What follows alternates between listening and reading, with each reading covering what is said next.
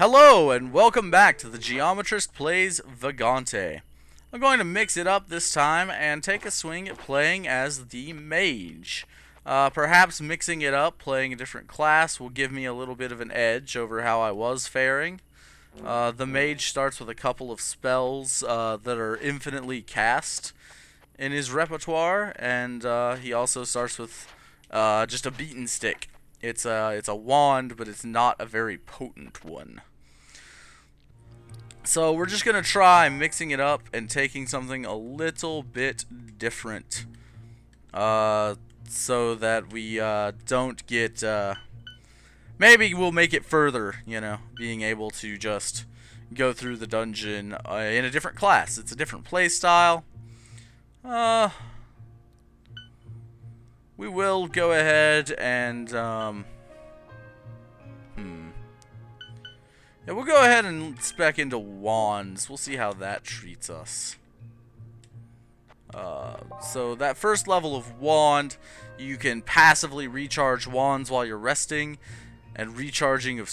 oh, no, that's the second level. So wands won't get used unless we're holding the walk button.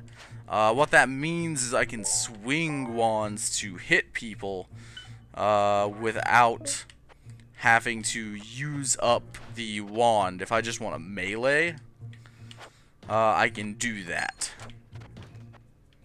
So this is a plant monster. We're going to just hit it with some lightning and move on. Open this chest and get a dagger. Oh, where did that dagger go? Huh. That's strange.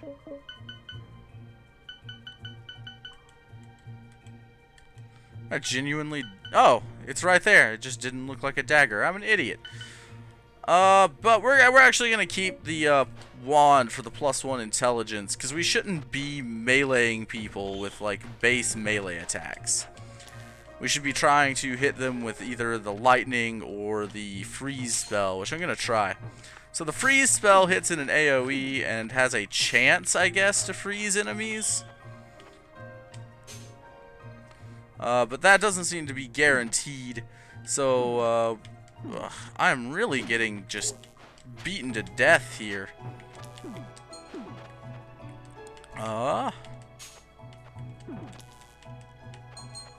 I'm not doing so hot. I've been bludgeoned and just ruined here. You know, I mean, screw it. It's already going poorly, and that just takes half your current HP, so we might as well try it. So, one of the big problems that I'm having is enemies can kind of hit you from any direction. Yeah, that's never going to see the light of day. Well, I guess I'll upload it, and we'll just start a second run here. You know, we're just going to go in with the same class. We're going to try it again, because that was not even remotely long enough to consider uploading as its own video. I think the trick is going to be, you've got to be more careful when you're playing as a mage in this game. You're going to have to do a lot more work in kiting enemies. We'll still try wands. But I actually think... I'm not a fan of that freeze spell. I'm going to try just committing to lightning and using it. We will actually re-equip it for just a second to see if that was a fake wall, because we don't have a good way to strike directly down. That's unfortunate. Had he been directly below that, we could have crushed him.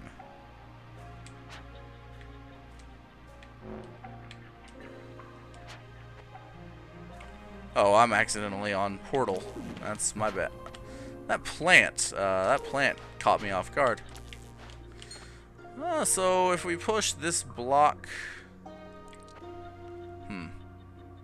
I've made a mistake. Because now I don't have a way to open this chest. Ever. I've completely blocked it off. Oh well. Hopefully it wasn't that important. We'll see what this teal scroll... so it's an apply to item scroll. That means that it's either an identify or an uncurse, something of that ilk. So we'll apply it to this other... Oh, it's an enchant. Never mind. That's identify.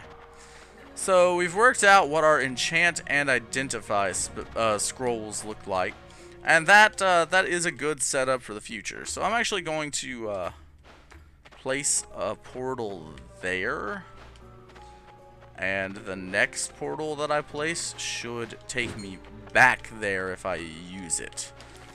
What that'll let me do is just quickly return to the shop later on in the level when I decide that it's the appropriate time to go shopping for things. Of course, I have to spend some time accruing currency before it's possible to go to the shop. So yeah, the mage does seem to have very powerful attacks. That's the big thing that I'm seeing going for this class. But you're frail, and because enemies can hit you from all sides, and you don't have that ability to use a downward attack, you have to be much more careful about things like those bats flying up into you. Also, in general, this game seems to require a lot of attention to your surroundings so that you don't, step on a pressure plate and activate a trap that results in instant death. And, you can argue that instant death is a bad thing, but in a certain aspect, I think that it brings similarity to, like, old school D&D, and that aspect of dungeon crawling, and the dungeon being very lethal. And also it means that only runs that do particularly well will wind up being long-form episodes. The just capacity for something to hit you and then you die immediately can cause episodes to wind up very short. So I'm going to wear this bear head, I guess, and... Okay, so that's an uncursed scroll. That'll be useful later on, I'm sure. I'm going to wait for this guy to turn around and then just try to lightning him once before the fight really starts. So I guess the plan here is to sort of stay mobile and try to outmaneuver him, especially since this hat that I have has a slowing aura on it. And ideally, I'll just be able to sort of hit and run. Oh, I got grabbed. Yep. So that's one. That's an attack that I could see being particularly brutal, because I could imagine getting thrown into traps by this boss. And if you get thrown into a trap, you're just gonna die because that's what traps do in this game. I was hoping that the hat would have some form of trap protection, because that can happen. Particularly hats have a tendency to have protection from like the falling block traps, and boots will have protection from spike traps, and especially if you can get set up with both, you can wind up in a pretty strong position. Okay, so we've got some resistances, some defense, and the gold collector. Also, we're just going to we're gonna take a portal really quickly, back to the shop. Let's see what he has. Well, that's interesting. I don't actually have the money required to purchase any of this, so I'm going to move on. So we've actually made it down to the next floor on this run. We did so reasonably quickly, too, I guess just as a result of the wizard being able to kill things faster than the fighter can.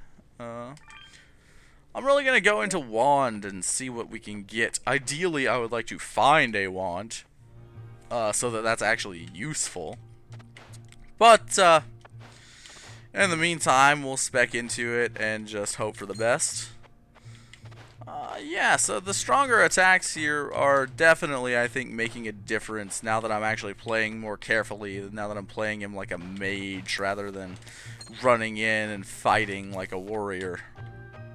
That's sort of just the way that I handle RPGs. I like to play big, beefy tank type people.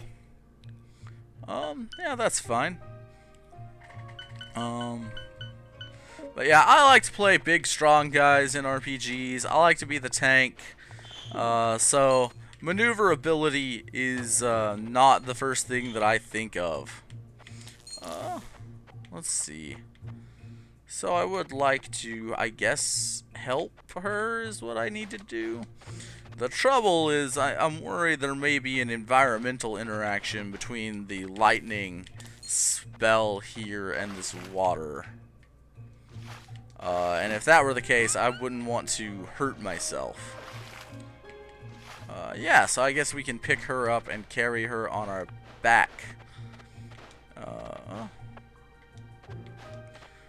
Now, the thing is that I don't want to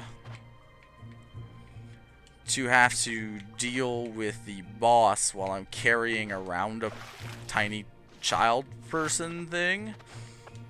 Now, this is an interesting... Can I... Oh, I don't have any arrows. That's why I can't fire that crossbow. I wonder if the scholar recycles scrolls and books and the like. I mean, that would be that would make sense, certainly, considering that there are the brand of things such as the Smith statue that does that. But I don't really have any to find out. Okay, so that pink potion is a potion of speed. I certainly think there are potentially more useful potions, but I'm fine with being a little bit faster. Now, I was hoping that that lightning would be able to hit this dragon from here, but I guess not. I am on fire, and I don't know what to do about it. Oh, God. Yeah, this is not going well. I don't really know how to fight this without any better spells and being this character. Also, I'm really trying to get a handle on... So there's another game that's very much like this called Catacomb Kids that I've played. And in it, you kind of hit up on ledges to start to like grab onto them. And here you just hold like left or right. And that's causing me to have some confusion. And that's why I keep like jumping at and then not grabbing ledges. So I've only got 5 HP left. That could spell the end of this run pretty quickly. I'll try to use this ladder to my advantage as much as I can and move around the environment. Yeah, it seems that in this game it's sort of an up and diagonal button press to grab onto ledges. So I'll have to remember that and try to just get better at making it happen consistently so that I don't accidentally fall and die, because you do take fall damage in this game. Book of Eleclance. Let's read you. Go over here and... Oh, okay, so that leveled up my lightning spell that I've been using. Whoa! I jumped right into it. I didn't expect that to explode because I don't know the enemies in this game. Anyway, that'll be it for this episode. That was 2 runs that ended in pretty quick demise. Hopefully I'll get better at this game before too much longer and make some more interesting content. But for now, I'll see you guys next time.